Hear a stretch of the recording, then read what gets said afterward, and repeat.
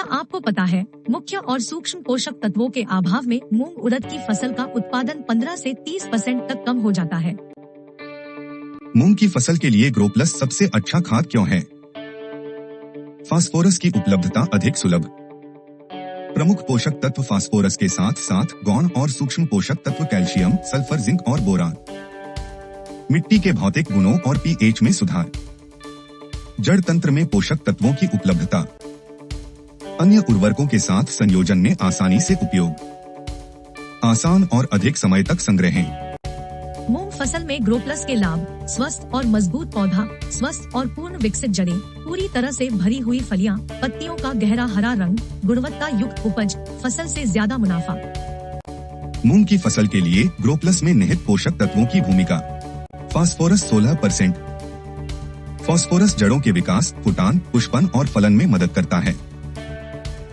रोग प्रतिरोधकता, तने की मजबूती और शाखाएं निकलने में मदद करता है। पौधों में अतिरिक्त नाइट्रोजन के हानिकारक प्रभाव को कम कर परिपक्वता में मदद करता है। कैल्शियम 19%। कैल्शियम पौधों में पेक्टिन के साथ कैल्शियम पेक्टेट बनाता है, जो कोशिका भित्ति का जरूरी अवयव है।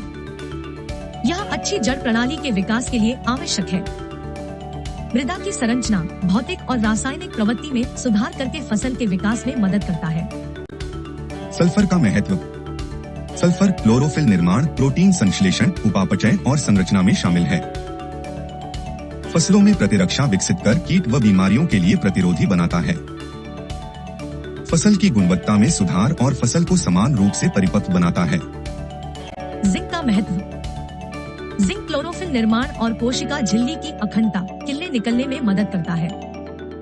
कार्बोहाइड्रेट के परिवर्तन और शर्करा की खपत को नियंत्रित करता है। कई एंजाइमों को सक्रिय कर पौधों की वृद्धि और विकास में मदद करता है। बोरान का महत्व। पुष्पगुच्छ बनने, उसकी लंबाई व निषेचन में मदद करता है।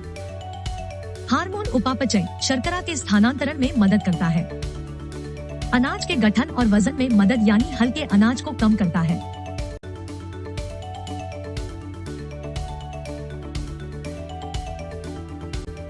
ग्रोप्लस से डीएपी की तुलना।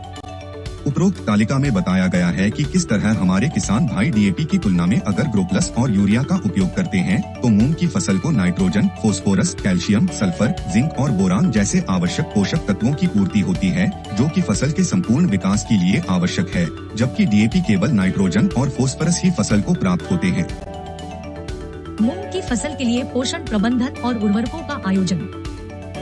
चूँकि मूंग एक दलहनी फसल है, इसे कम मात्रा में नाइट्रोजन की जरूरत होती है। यूरिया का प्रयोग बुवाई के 20 दिनों की पश्चात वर्जित है। ग्रोप्लस और पोटाश की अनुशंसित मात्रा का प्रयोग बुवाई के पहले या साथ में करने से फसल के उत्पादन और गुणवत्ता में सुधार आता है। किसान भाइयों, अपने नजदीकी खाद विक्रेता से ग्रोप्लस जैसा नहीं, ग्रोप्लस खाद ही मूंग की फसल के लिए लाए। ग्रोप्लस एक कोरोमंडल उत्पाद